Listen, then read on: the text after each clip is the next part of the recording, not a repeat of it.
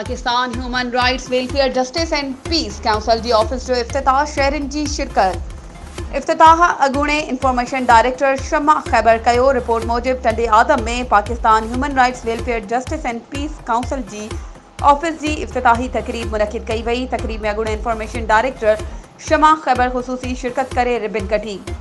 उन मौक़े ते शमा ख़ैबर मीडिया सां ॻाल्हाईंदे चयो त आउं हिन तंज़ीम जी चेयरपर्सन आहियां ऐं असांजी तंज़ीम इंसानी हक़नि जी लताड़ ख़िलाफ़ काफ़ी कमु कयो आहे।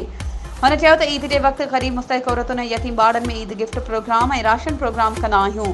हुन चयो त हिन वक़्तु असांजी तंज़ीम खे हिकु मेगा प्रोजेक्ट मिलियो आहे जंहिं ते असांजो कमु हली रहियो आहे त बहिराड़ी ऐं पसमानदा इलाइक़नि में ग़ुर्बत केतिरे क़दुरु आहे ऐं उनखे कीअं मुंहुं ॾेई सघिजे थो। हुन इहो बि चयो त आउं इबरत अख़बार जी पहिरीं औरत रिपोर्टर बणी हुयसि ऐं मूं पंहिंजे कैरियर जी शुरूआति हिकु सहाफ़िण तौरु कई। मूंखे अहसासु आहे त हिकु जर्नलिस्ट महांगाई बेरोज़गारी ऐं बदहाली में पंहिंजे इदारे लाइ कमु करे थो। असां सहाफ़ी बिरादरी जे हक़नि लाइ पिणु जिदोजहद कंदासीं ऐं संदन मसइला तरजीही बुनियादनि ते हल कराईंदासीं।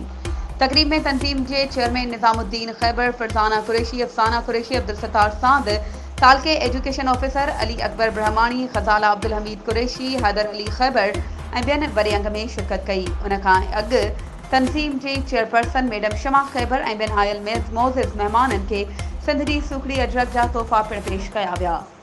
वधीक ख़बरुनि ऐं अपडेट्स जे लाइ असांजे चैनल खे सब्सक्राइब कयो ऐं हा, बेल आइकन खे प्रेस करणु न विसारिजो त जीअं असांजी हर नई अचण वारी वीडियो तव्हां ताईं पहुची सघे।